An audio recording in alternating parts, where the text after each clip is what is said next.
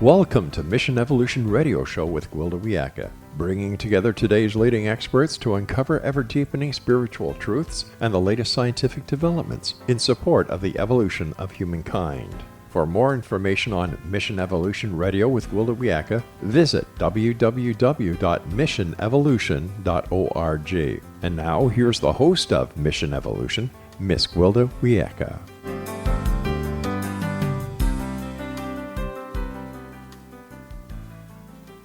Hello, and thank you for joining us on another exciting adventure into future possibilities.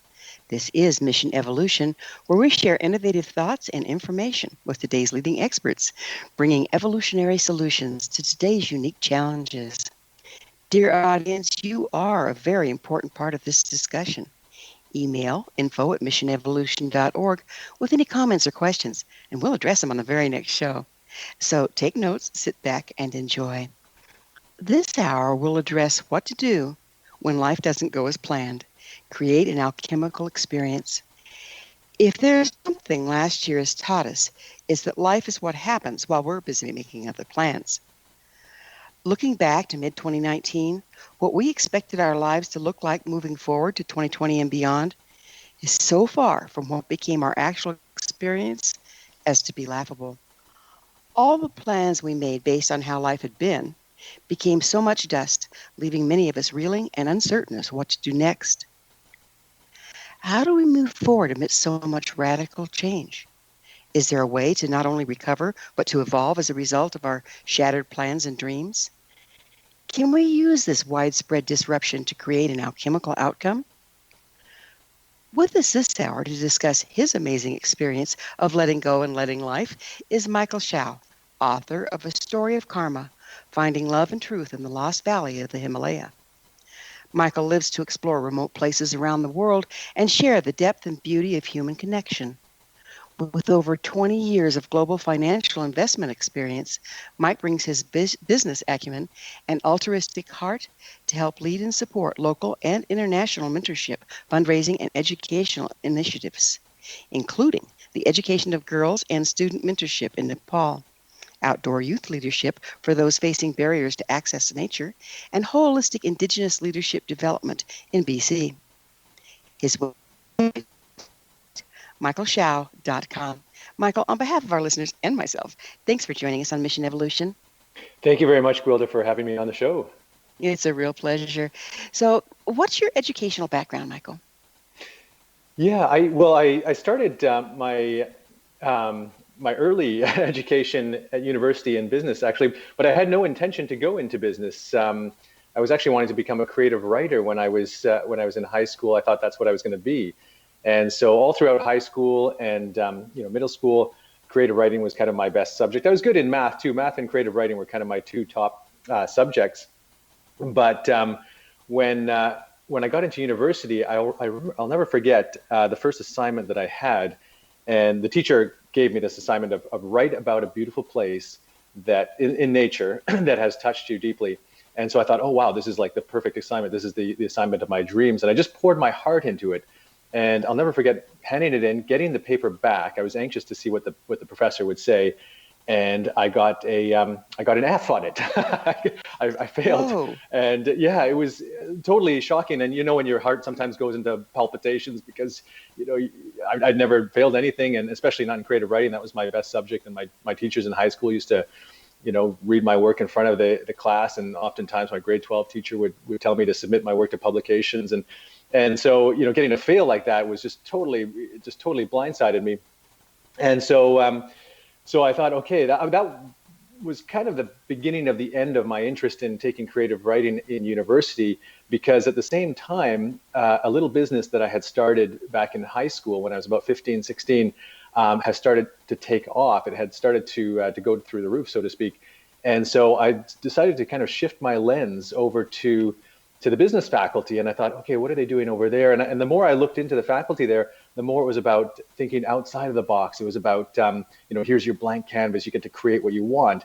Whereas I felt in the creative writing program, ironically, in university, it was about kind of putting me in the box. So I thought, I want to hang out with those people over in the business faculty. And so that's where I switched my attention over to that side. things. Right. So how did you go from there to supporting the education of girls and student mentorship in Nepal, of all places? Yeah, it's a bit of a story. It happened over time.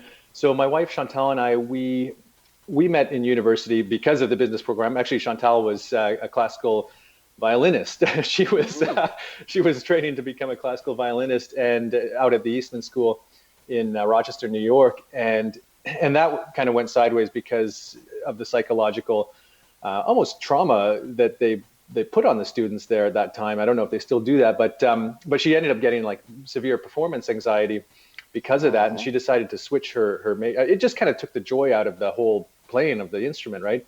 And so she switched her major into business, and so that's where we met.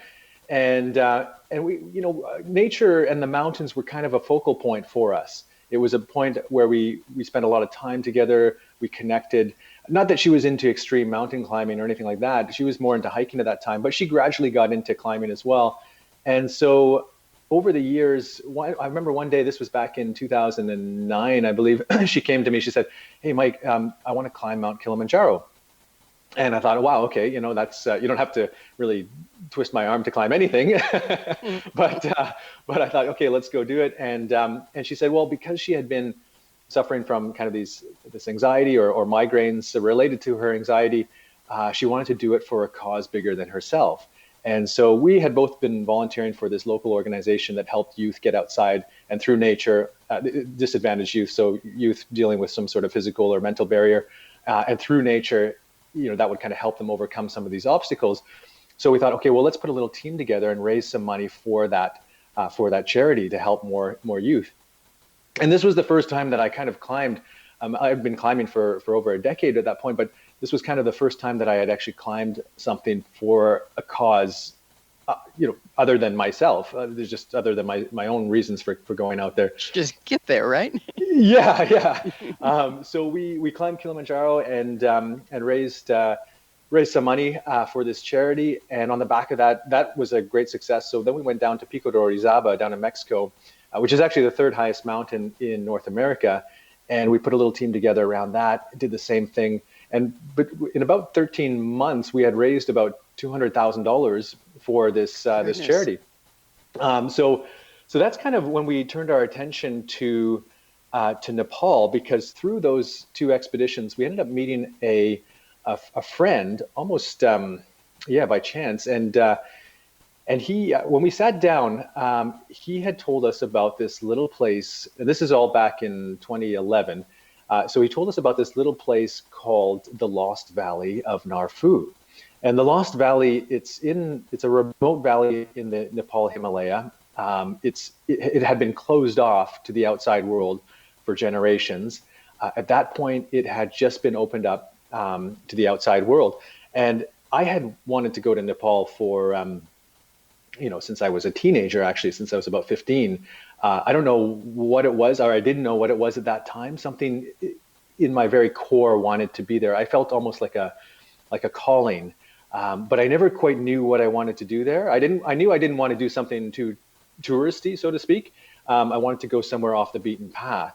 And so when this opportunity came up, when our friend was introducing us to this Lost Valley, I thought, I was looking at some of his pictures, and I thought, wow, this is it. This is where I'm meant to go. And Chantal and I, we kind of looked at each other, and it was kind of a decision in itself. And so that was the opening to us discovering more about the challenges of the children over there, particularly in these high mountain areas. Let me interrupt you here. When you first saw pictures of the place, and what an opportunity to be one of the first ones to get in there after it's been isolated for so long. So there's still a lot of unpolluted cultural stuff left there. When you first saw the place visually, did you have a visceral response to it? Well, it was, that's a very interesting question, because I remember getting into this valley, and this valley, it's called a bayul. A bayul is it's Tibetan for sacred valley, and the Dalai Lama himself has said these bayuls are places where the physical and spiritual realms actually coalesce closer together. So I remember going through this one gate, and into it was kind of the entrance into this part of the Lost Valley. And you have to imagine at this point we had been trekking for almost a week. We gained significant elevation.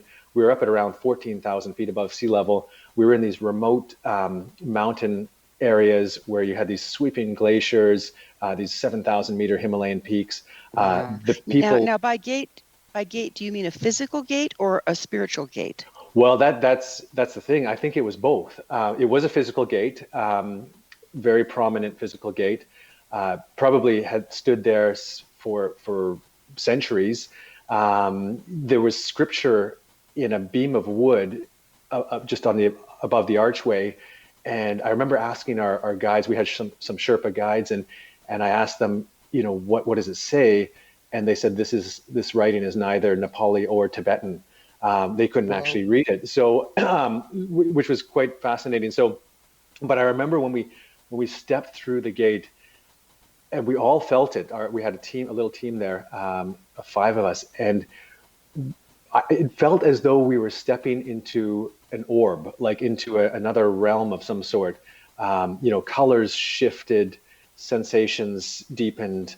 Chantal, she had suffered from a severe migraine attack a couple of days before getting there. And that altitude, I can imagine. Oh, yeah. No, it was, and we're out there, right? I mean, it's not like you can just rest or shut out light and sound and that sort of thing. So, and we had to keep moving. So that was a whole nother story in itself, because I thought maybe Chantal and I would have to turn around. And that was right when I was starting my entire body, I could still feel vibrating from the very, from the very place that we were in. And I thought, I was kind of torn between, are we going to have to turn around here? So anyway, we get through this gate, and Chantal, she said to me, Mike, I feel like I had one of the lowest lows of my life, and now I'm feeling like I'm having the highest high of my life. And that was kind of the feeling that we had. I remember one of our other teammates, he's this professor, geomorphology professor, Eric, and he came through the gate. He just started pouring down with tears. He turned to me. He said, I don't deserve to be here. So it was a very, like you said earlier, the area, I think the vibration of the area has not yet, at that time it's changed now. This was back in 2012. At that time, I don't think it had been touched yet. The vibration of the area hadn't been touched yet by the modern world. And isn't that what we're confronted with now, is possibly transmuting the modern world back to that kind of a vibration? Yeah, it's something I think about often, because you think about where we're going, and it's almost like everything is speeding up faster and faster and faster, right? We've got more communication. We feel, this is more in the modern world, like more in the Western world, we feel like the pressure to do more, to produce more, and to have more maybe. And it just seems like it's very contrary to this idea of exactly like you say. When we were in that valley with the people there, we spent several days, being with the people, living with them, being with them in their homes. Imagine these little stone homes, single rooms built up, kind of etched up the mountainside, as though these massive peaks were almost squeezing the life out of this place. And yet these people were some of the most hospitable, compassionate people I'd ever met. They'd invite us in, we'd prepare meals together. We couldn't speak each other's languages. They spoke a unique dialect just for that particular area. But we spoke with our eyes. We spoke with other ways. Right? We're going to have to take a commercial break. But on the other side, I would really like to get up into that communication that you were dealing with there, because I think it's one of our keys, isn't it? However, it is time for that commercial break. Michael and I will return shortly, so don't go away. You're listening to Mission Evolution, coming to you on the X Zone Broadcast Network, www.xzbn.net.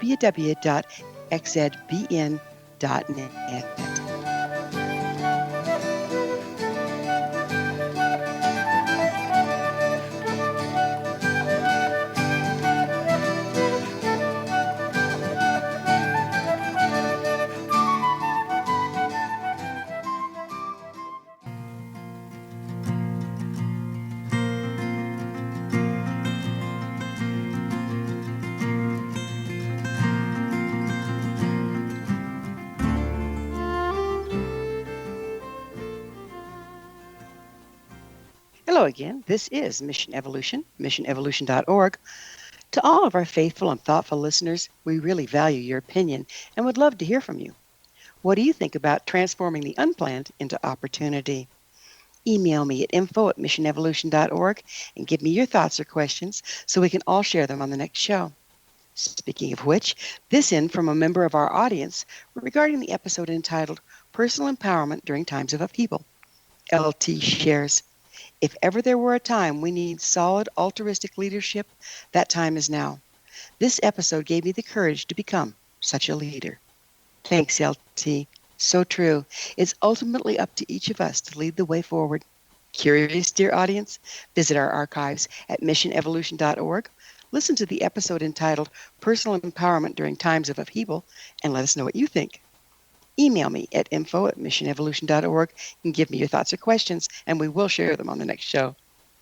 With us this hour discussing Letting Life Guide Us is Michael Schauch.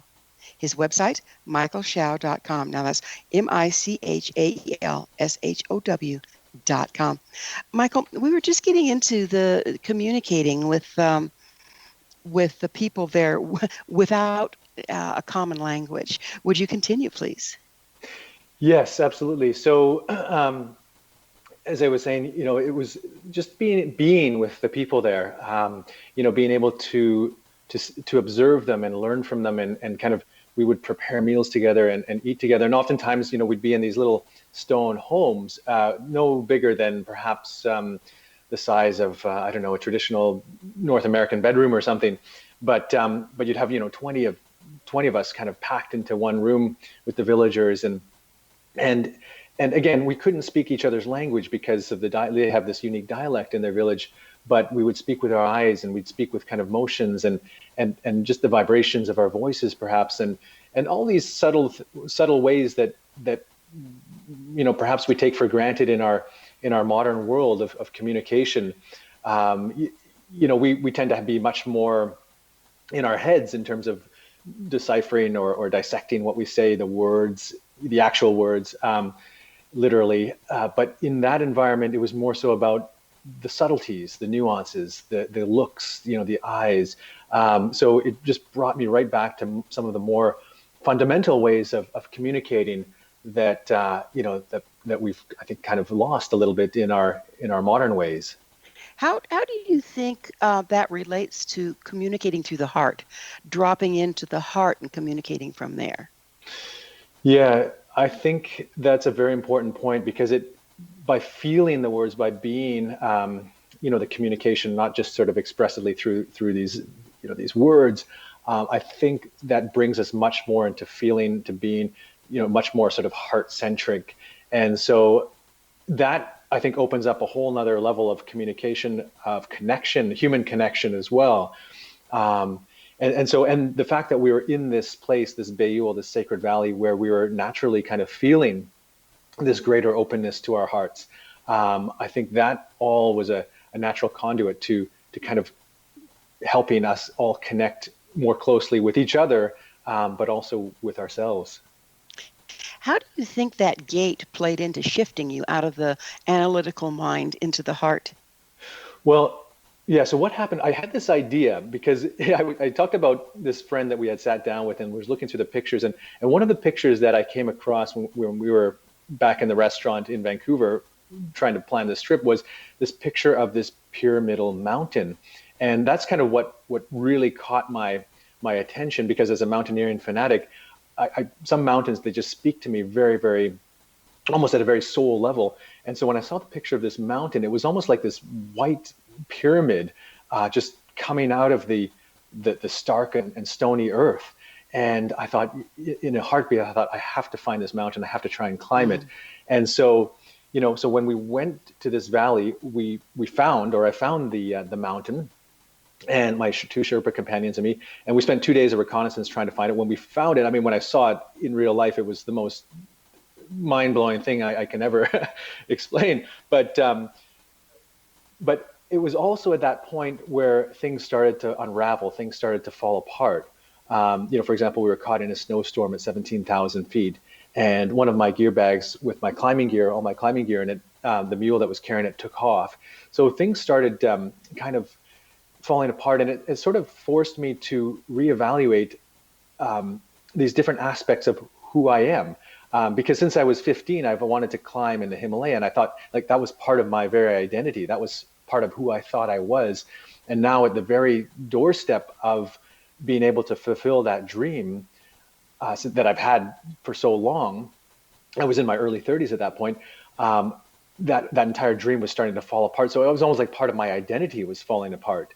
And so I had to kind of ask these questions like, why am I here in the Himalaya? Like, what am I here to do? Is there a deeper reason why I'm here? And it kind of, it almost felt as though everything outside of me was kind of guiding me in a different direction. Everything inside of me was wanting to kind of keep going towards the mountain, but everything outside of me was like, no, it was almost like doorways opening up, kind of that feeling. Other plans. Yes, exactly. Yeah. We have like other plans. And it sounds almost like a shamanic death in a way, in a death to an old identity, a death to old goals, so that you could open up for the guidance you were getting from that magical land. Did you experience it as that?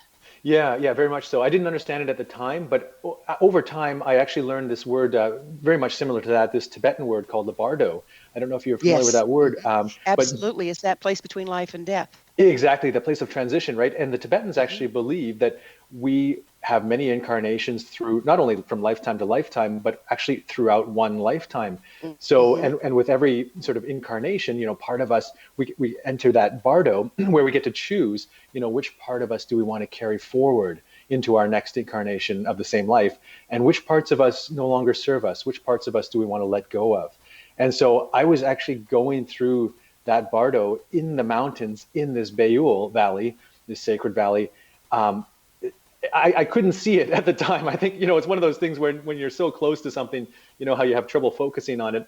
But after the fact, looking back on it, I was absolutely going through that transitionary state where part of me, so to speak, had actually died up there on the mountain, and part of me was being reborn. Reborn into what? At that time, I didn't know, but I chose to trust in it. The bardo is usually exemplified by kind of like a life review. What has and hasn't worked? What do you feel good about you did? What don't you feel? Which direction do we go next because this is over? Did you experience any of that? Yeah, on various levels. There were a few uncanny things that happened. I mean, first of all, the kind of connections that were being formed by me being hunkered down in that village of Fu, which is the most remote outpost. I met some very interesting people who, almost felt like there was some sort of familial connection with. And so, one particular gentleman, his name was Sonam Dorje, he had left the village when he was 14, and he had just come back at that time. He hadn't seen his family or village in 7 years. He had to study, he had to get an education all the way down in India. That was his only option to get education at that time. And so he had just come back. He was 21 then. And our paths happened to cross at that exact moment. And we kind of became friends because I was forced to hunker down there and he was back there visiting his family. And we started taking these daily walks together. And I remember one walk that we had, we kind of passed these 4 elder women sitting against this rock wall. And one of them started looking at me very intensely, and she started firing off something in her own dialect and pointing at me and very intensely. And I thought, I turned to Sonam. I said, what is she saying? And he kind of glanced at me. He said, she's actually saying that you were one of us in your previous life. She's saying that you were actually my grandfather. And just things like that kept happening over and over and over again, like that recognition in different ways, which got me thinking, like, is there some other reason why I'm here? Is there a deeper force kind of calling me? Rather than, perhaps it wasn't the mountain that was calling me to go climb it. Perhaps the mountain was a beacon, this white pyramid beacon calling me back to a place. Exactly. Yeah. Amazing. And the fact that it was pyramid shaped is like, I know. Yeah. I'm goosebumping as we speak here. Me too. Exactly. Now, tell us a little bit about the team of people that went with you on the expedition. Yeah. So one of the things that we decided to do when we were early in the planning stage we understood from our friend there that because the valley was now being opened up to the outside world, it was going to be experiencing some unprecedented change. So, social change, cultural change. Because at the time when it was closed off, there was no electricity, there was no access to outside communication, no internet, anything like that, no radio even. So any information that got into the valley would have had to be brought in either from people like us coming in with our smartphones, or from the odd villager perhaps who leaves the village for a time and then comes back, like Sonam Dorje. But other than that, they had not even any books other than some scriptures in the monasteries. So really no information. The whole village was kind of isolated. The whole valley rather was kind of isolated on its own. And so when we were going through these pictures, and when we started understanding that it was going to experience some unprecedented change, we thought, okay, well, we're kind of on that precipice of that change, right? So let's put a little team of artists together and try and observe and learn from the people there, and kind of capture a moment in time while we can through this unique time change. So we had a nature artist, biologist. We had a Polish professor who was a photographer, and we had this musician. And then Chantal and I, we were kind of doing some of the filming. So, but it was a very mishmash of a team. It was, if you kind of put us beside each other, we would look like a total mashup. We had, again, like Chantal and I in our trim-fitting sort of climbing wear, this Polish professor. We had this musician who kind of looked like this neo-hippie, and like his blonde hair wrapped in a purple bandana and pointed goatee, and then this cowboy from Calgary, he'd wear this big brown brimmed cowboy hat with a handlebar mustache, and but we were all kind of united and called by this lost valley. It's amazing how that happens, isn't it? It's like, if you can listen and if you can follow your promptings and what life is telling you, it pulls the most amazing people into your world, doesn't it? I agree. Yeah. It kind of it's kind of letting go of expectations, right? We set it, because oftentimes we tend to look at life like with a lens, and particularly in our modern world here, we try and come up with a plan for next week or next year or our entire life in some cases. But I think when we let go of those expectations and let go of those sort of plans, so to speak, to a degree, the most beautiful, as you say, the most beautiful people, the most beautiful things can start coming together.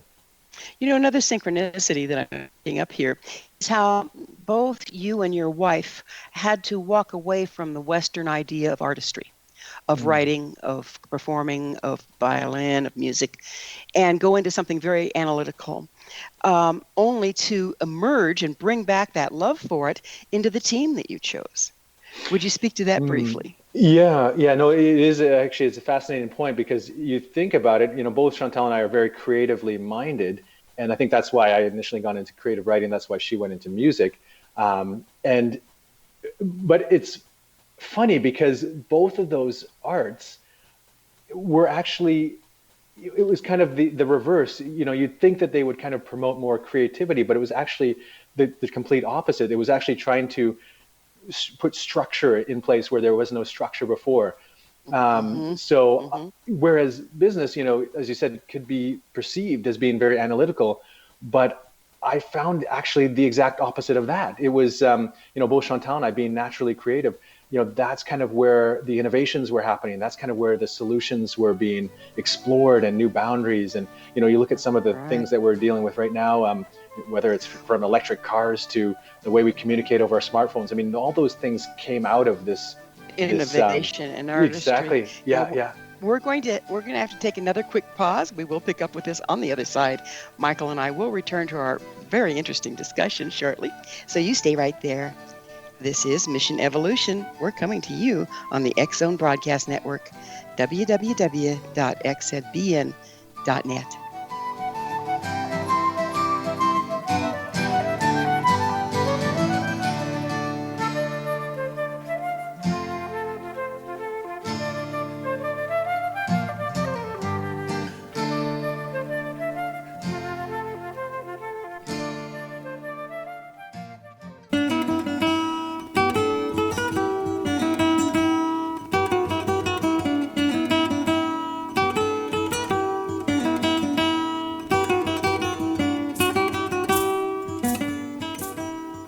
Welcome back. This is Mission Evolution.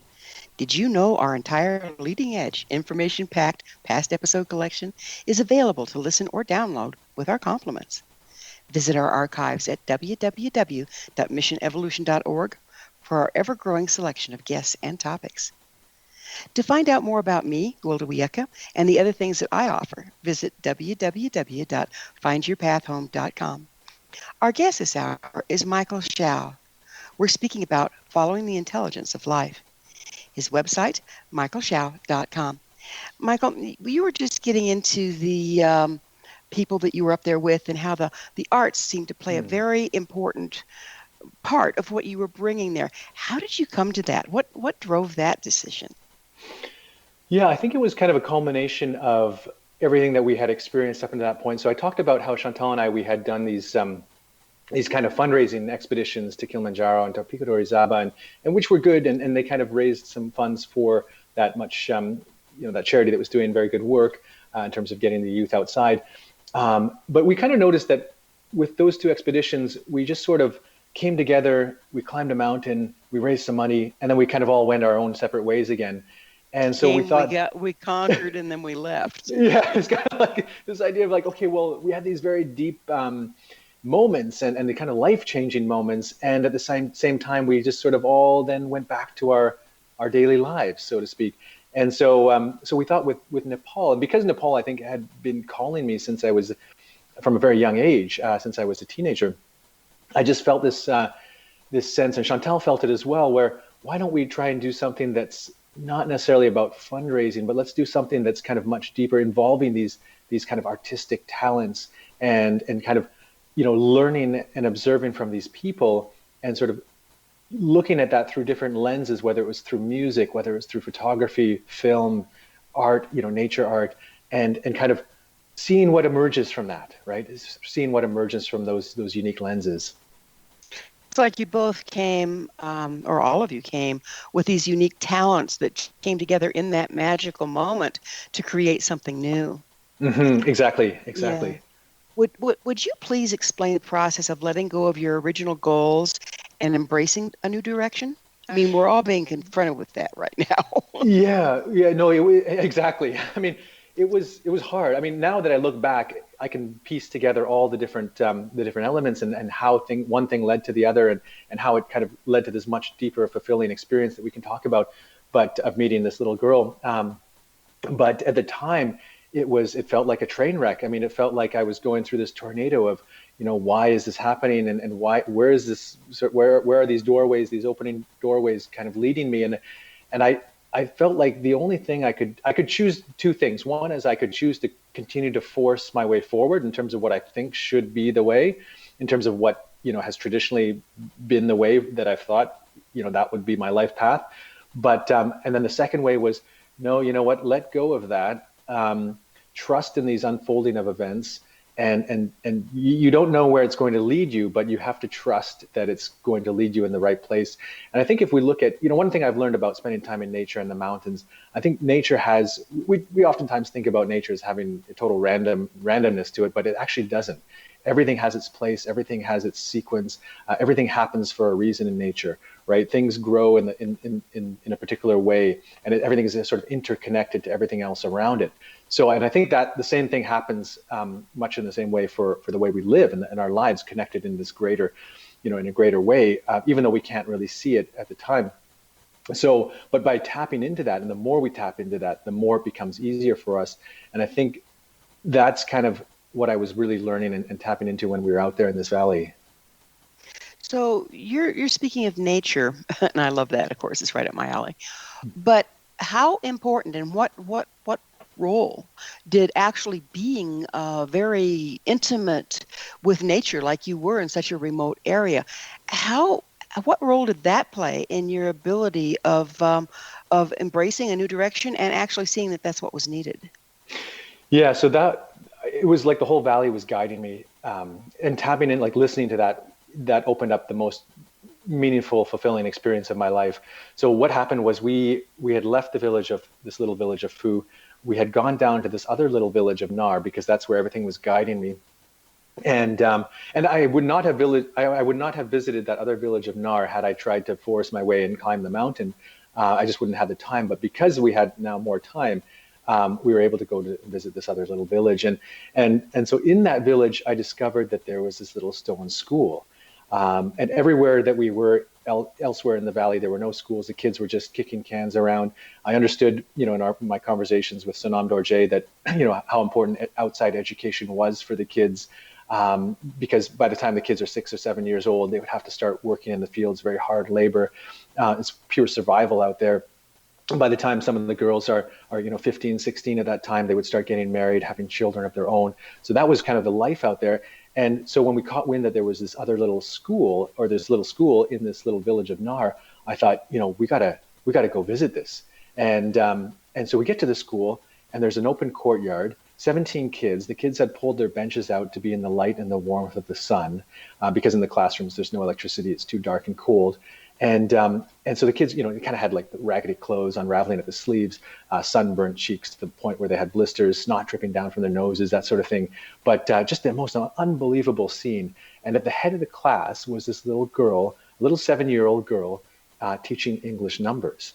And that's where everything started to open up in terms of really understanding what this journey was about for me.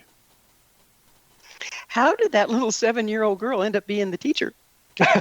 Yeah, well, that's a very good question. So we found the teacher, and he was kind of looming in the back. He comes from a totally different part of Nepal. 2 weeks away, his family, his people are from that place, and he told us that he actually felt like he had been banished to the end of the earth, and so he's not really any desire to teach, and so I think that's part of the reason why this little girl was up there. But she had so much poise, so much confidence, and we had seen hundreds of kids up until that point, each one kind of cuter than the next, but there was something markedly different about this little girl, something kind of connected. Is almost as though I felt like there was some sort of a karmic connection between us, and so the kids, funny enough, they caught sight of Michael, our musician, his guitar slung over his shoulder, and they had never seen a guitar before, let alone heard one. And so they kind of, you could tell that they were very eager for him to play some music, right? They have no instruments up there in these places. And so the teacher thought, okay, well, let's get some music going because it would help pass the time as well, I think. So Michael, he's a bit of an entertainer, and he went up there and started teaching these kids this jazzed up rendition of Twinkle, Twinkle, Little Star. And I thought, how are these kids going to catch on? But they did, because there were all these melodic twists and whatnot. And then the teacher got motivated. He brought out this Nepali drum, and he wanted the kids one at a time to dance in front of us. And he started with this little girl, this little 7-year-old girl, who was so confidently teaching the numbers before. But then when she was singled out and kind of forced to dance in front of us, which we thought was kind of strange and awkward, you could just sort of see her crumbling from the inside. She started crying, like almost internally crying, and just looked totally petrified. And Chantal, I think something was triggered for Chantal because I mentioned about her performance anxiety and the trauma that she felt when she was younger. Yeah, of course. And so when she saw something of herself, up there trying to, being forced to perform again. And so she just marched up there beside this little girl and just started doing her best impression of this traditional Nepali dance. Not that she knew how to do a traditional Nepali dance, but the little girl forgot about everybody watching, focused solely on Chantal, their eyes locked, and this little girl was trying to copy all of Chantal's improvised moves. Meanwhile, Chantal's saying to her, like, no, you teach me. And the two of them, imagine the two of them dancing, almost like these two little spirits in their own world in front of these 7,000 meter peaks. And it felt like time just stopped for a moment. And that's kind of where things, that synchronicity that we talk about, that's kind of when the overlap of things just sort of felt almost like two puzzle pieces being locked into place. And is there kind of a deja vu feeling about it as well? Yeah, almost exactly. Almost like, things like, okay, that, like when two things just sort of shift in a way where it just suddenly everything makes sense. And that's kind of what I felt, and I started to feel that in that moment. Where did that lead you? So after the kids got out of school, they found where we were staying. this little girl came rushing in and just leaped into Chantal's arms. Chantal told me afterwards that it was the biggest heart-to-heart hug she had ever had from a child. Oh. And then the little girl, she turned to me and she just leaped into my arms with the force of, I mean, she was tiny, but it wasn't her physical force, but the force of love that just hit me right in the heart. And I'll never forget her little heartbeat. You know, I felt it in a moment, like right against mine. And her little hands just grabbing the back of my neck. And in that moment, I just felt like, okay, this is the reason why I'm not climbing the mountain. And so that's when Chantal and we started asking all these questions, like, you know, what happens to a little girl? We understood some from Sonam Dorje in terms of, you know, the kids, how tough it was. But we wanted to understand, okay, what is the plan for karma? Like, what's going to happen to this little girl? And so we wanted to meet with her family and her parents and just kind of understand this little girl who's so eager to learn, because all of her friends rushed in and they started asking us for candy and chocolate and whatnot, and we didn't have any. But when they discovered we didn't have any, this little girl came back. She pulled out of her sweater a little card with English words on it, and she just kind of motioned to Chantal, you know, can you speak these words to me? So that's Chantal and I. We just looked at each other like, this is almost a decision in itself. Like, what do we do here, right? I mean, not doing anything is still a decision. So we wanted to understand what's going to happen to this little girl. We understood that we eventually met with her family, like with her mom. Actually, her father was away with the yaks, so he couldn't be there with us.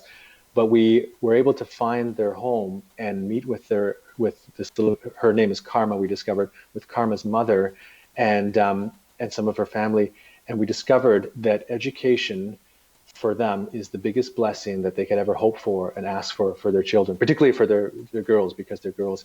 And there was a saying that they have up there that we learned, that they'd rather their kids have a pencil in the hand versus a strap around the forehead. Because the Nepalese, if you imagine, you know, that's how they carry the heavy load. I tried carrying a heavy load that way when I was over there. It's very, very hard. Yes, you have to start very young and develop the muscles in the neck. That's right. Yeah, it actually changes the whole physiology of your forehead and everything. But yeah. So anyway, their dream was to be able to have their girls educated beyond the village education, because it would give them more choice, right? It would, if they want to come back to the village and live there and have a family there, that's fine, but it should be on their own terms. The family told me at a later date that they just want their girls to be able to dream bigger. You know, if you imagine in the village, they'd never seen a bicycle. As I said, like, all the information that was available had to come in from the outside world. So there were not even any books. It's not like there was a library there where she could just start reading novels and things. Or newspapers or whatever, no access to internet. All of that didn't exist at that time. So they just wanted their girls to be able to dream bigger. And through education outside of the village education, they would be able to have access to that. Well, we have a little bit of time left in this segment, but one thing I'd like to bring up that we'll probably have to finish on the other side of a commercial break is, okay, there's wonderful things, and we're all big on education on this side of the world, but doesn't that very education, and particularly if you're not careful what you offer, absolutely pollute and destroy the beauty that's there? Yeah, so that's the question that Chantal and we were kind of struggling with over the course of the next 8 years. You know, because on the one hand, the father actually said to me two things he would like for his children. One was that he would like his girls to never forget where they're from, never forget their dharma, their culture, which I totally agree with, and that was very important to Chantal and me. But the other thing he said was that he wanted the girls to be able to kind of be under our wings, so to speak, Nice. so that they could move farther and faster. Yeah, exactly. Okay, well, it is time for that commercial break, but we'll pick up on that on the other side because it's a big topic.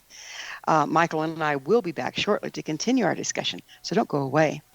This is Mission Evolution on the X Zone Broadcast Network, www.xzbn.net.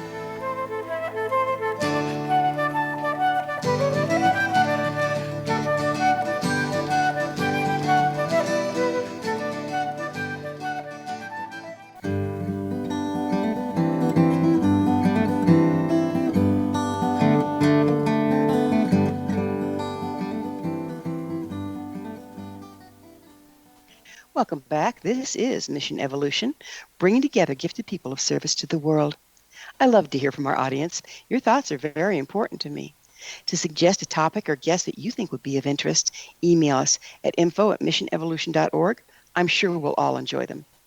To find out more about me, Gwilda Wiyaka, and the other things I offer, visit www.findyourpathhome.com. This hour, we're fortunate enough to be sharing thoughts with Michael Schauch. His website, michaelschauch.com. That's Michael, SCHAUCH.com. Michael, we were just getting into introducing education and how you chose to do that, probably all of you chose together, in such a way that it minimizes the distortion that you bring into such a pure environment and at the same time empowers the children. Mm-hmm. Yeah. So one of the things we discovered from the parents was that, as I mentioned, they really would like their girls to be to have access to this education beyond the village education because that would give them the more choice. So Chantal and I, when we asked Karma, we said, is this something you would like? This is back in 2012 when we were sitting around their little dung-fueled stove in their home. And Karma said she would very much like to have education. And so we thought, okay, for as long as that is the case, we can help and we can work with your parents to try and find the best solution. So when Chantal and I left the village, we thought, oh my goodness, what just happened? We didn't know what to do. We knew enough to know that the school had to be aligned with her culturally because in the mountains, they're actually more Tibetan Buddhist.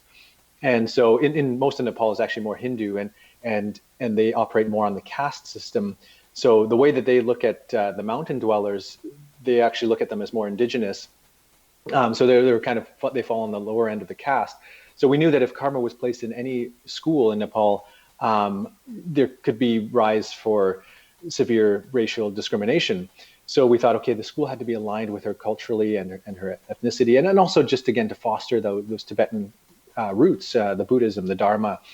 So we got back to Kathmandu, we couldn't find anything. We got back to Canada. We kept searching for over a month and we're almost losing hope. And then one day, Chantal, late night, she says, Mike, you got to get in here, check this out. And she found this school, SMD school, Sri Mangal School for Himalayan children. It said, for education for the lost children of the Himalaya. The lost children because these children are so in such far pockets, like where Karma and her little sister Pemba are from, that they just get forgotten about. They just fall through the cracks. And on the picture or on the front page was a picture of kids similar to the kids we had seen at that school in Nard those years ago. So we thought, we gotta check this out. Who founded this school? Well, we found out that it was founded by this Tibetan Lama who had fled Tibet in the 50s, and he had started the school specifically for these kids so that they could get a secular education, but that they would also cultivate their Tibetan roots so that they could then go back perhaps to their village or help their villagers or their people in some ways. So anyway, he started this whole school for that. So we thought this is perfect. We wrote the school at once, and about a week went by, we heard back from the school director, and she said, thank you for connecting and thank you for sharing, beautiful story. But I have to tell you that we have 500 kids at this school right now. We're busting at the seams. We have 400 kids on the wait list. We have kids being dropped off on the stairs that we have to turn away. And because of all this, there's only one person who can admit new kids into this school. And that is this 80-plus-year-old Tibetan Lama, the founder. And I remember reading her note, and I just felt like I was just being dropped down this black abyss or something. Like, why are there so many barriers stacked against this one little girl in this little village way out there in the mountains who just wants to learn? But Chantal had included our email, or our address in the email signature, and the school director said at the very end, she said, "Oh, P.S. By the way, I see that you're in Vancouver in Canada. You may be interested to know that this Tibetan Lama is recovering from an illness right now at his monastery in a place called Richmond, which was a 25-minute drive from our home." Goodness. Life having its way with you again. Yes. Yes, exactly.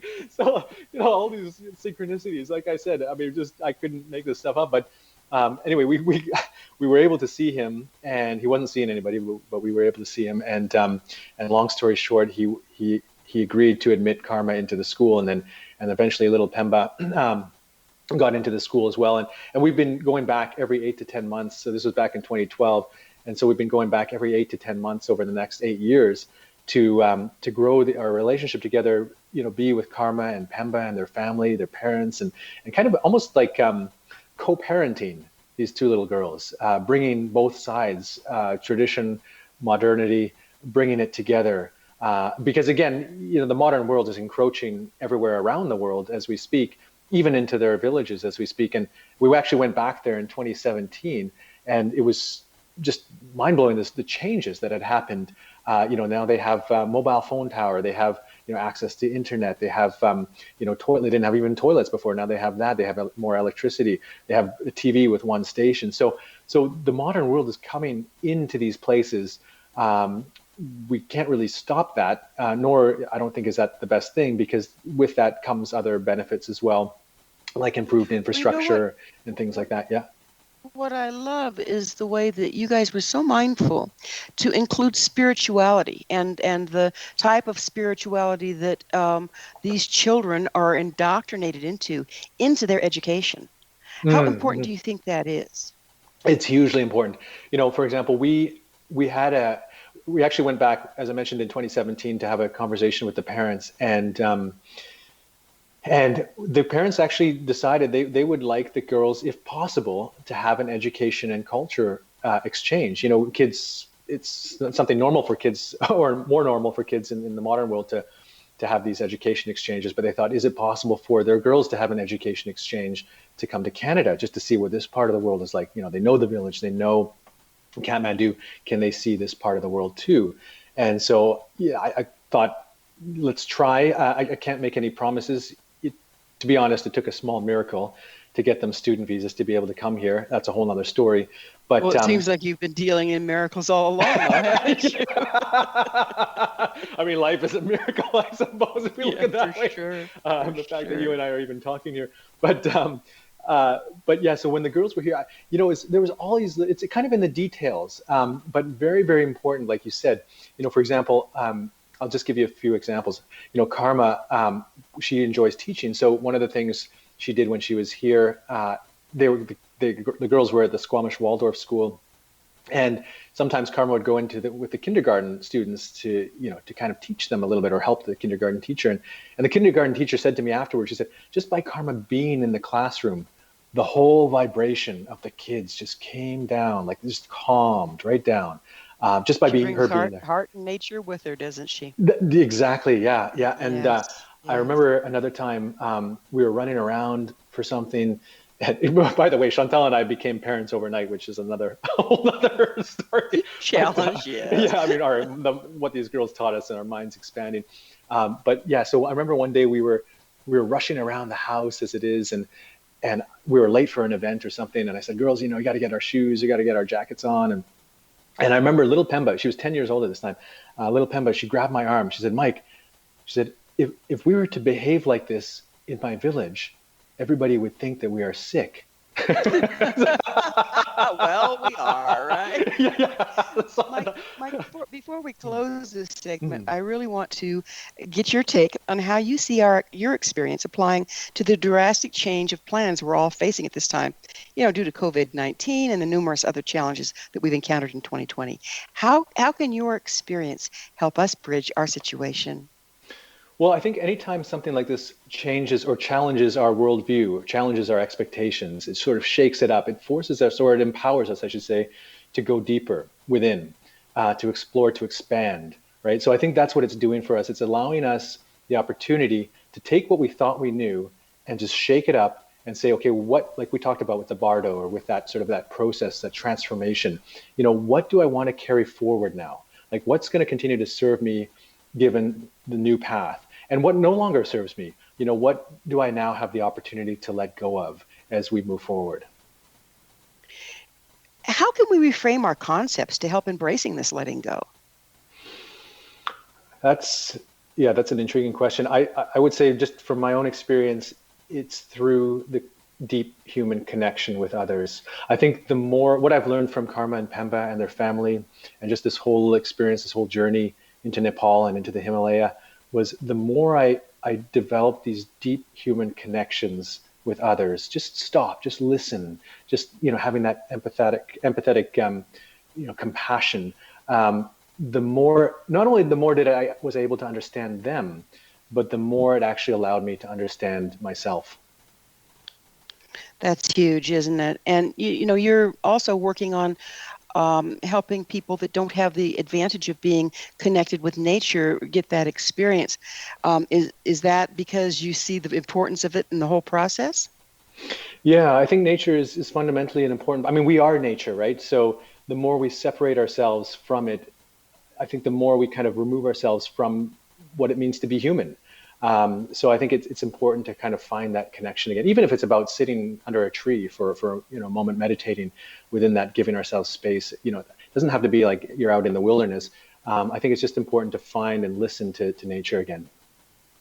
I think you made a really important point there. It's like, if you are already like, the Indigenous people, even in the Canada and the U.S., had these very rigorous vision quests. Mm-hmm. But they already lived in nature. So they had to really go to the extreme to be challenged by nature. But some of us just sitting alone under a tree can be a challenge if it's something we've never experienced. How do Yeah. you find your entry level?